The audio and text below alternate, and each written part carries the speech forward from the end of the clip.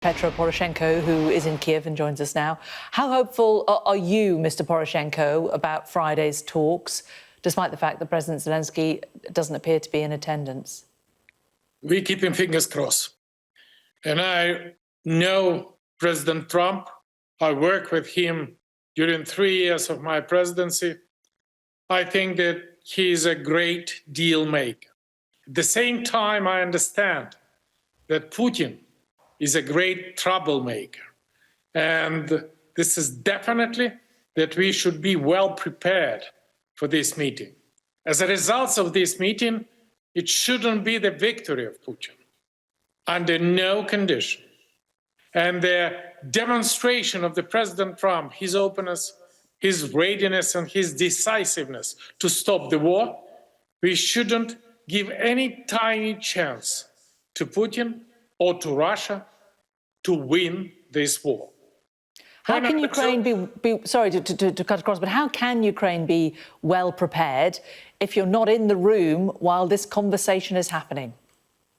First of all, it cannot be any final decision without Ukraine. During my presidency, we introduced the main principle, nothing about Ukraine without Ukraine. And now it is the same for the European security, nothing about Europe without Europe. That's why it would be just a first stage. I want to assure you that that would be not a peace negotiation. Undoubtedly, that it can be without Ukraine. Point number two, that it would be not any deal about the swap the territories. Forget about that. We cannot give a gift to the aggressor as a gift for his aggression against sovereign and independent European country. That would be just a ceasefire. During the Minsk process in the year 2015, in February, we have a long, without any break, 19 hours negotiation with Putin. And at least 15 hours from that, what about ceasefire? So I would be happy if, as a result of this negotiation, would be, I stressed, unconditional ceasefire on definitely in the air, definitely in the Navy, and definitely on the ground. So it would be unconditional ceasefire as a result. And that would be the victory of the free and democratic world. Then we should prepare so-called peace deal. And you cannot find out any other nation in the world who wants peace more than we, Ukrainians. We pay a huge price for this war.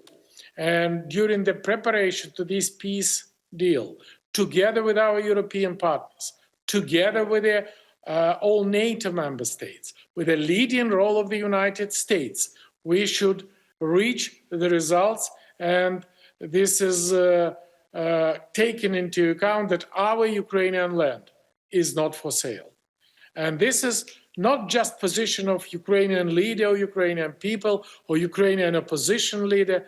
This is the dangerous precedent that any aggressor can receive as a profit from the war additional territorial bargaining. We shouldn't put it in there, and that should be based on the international law. And I have no doubt that President Trump fully understands that. Are you getting enough support from European allies? Undoubtedly, and I want to welcome very much the statement, very strong statement of the European Foreign Affairs Foreign Affairs Council. I really appreciate the very powerful message we have from the Prime Minister Stammer, from French President, from the Chancellor of Germany, and all European leaders. I know them personally, and I fully trust him, and I fully count on them. And another recommendation, I say it many times to President Trump, please don't trust Putin. Please don't be afraid of Putin. Please don't be afraid of Ukrainian or European or free democratic world victory. And if Putin do not accept the overwhelming ceasefire, we should immediately to introduce several important things. It should be more weapons to Ukraine, including offensive weapons. Putin should not have no doubt that he should pay for this absolutely disastrous and irresponsible behavior. Point number two, that would be sanction from the hell. We should cut the Putin ability to finance the war. Point number three, that should be additional financial assistance to Ukraine, including using the freezing Russian assets. We have a source, and that shouldn't be for the account of the free democratic world taxpayers. And most important message, the only way how we can reach the peace with Putin, that would be peace through strength. And it seems to me President Trump know and understand what I'm talking about. You say that, but the sanctions that were due to be brought into Russia last Friday were put on hold again because this meeting is promised for this Friday.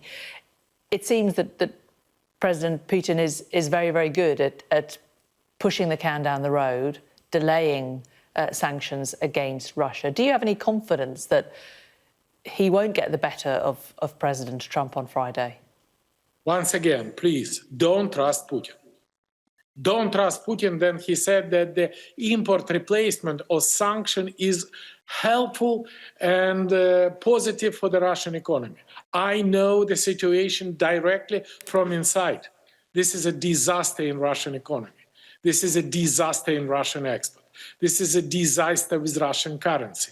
And we definitely should understand that as Trump said, the card is in our hands. And don't try to reach agreement with Putin with a softness, openness, or any other style of negotiation. We know what we're talking about, and Putin talks is absolutely necessary to continue the war. But I know that if we would be strong, if we would be united, and if you will support Ukraine in any possible manner, Putin would be ready to stop the war. This is the art of negotiation. And I think that the unity of whole free and world together with Ukraine, participation of Ukraine, and another things which is necessary, that Ukraine inside should be united. Ukraine itself should be democratic and free. That is the very important precondition for victory on Putin. Petro Poroshenko, former president of Ukraine, very good to talk to you. Thank you. It's a pleasure. Thank you.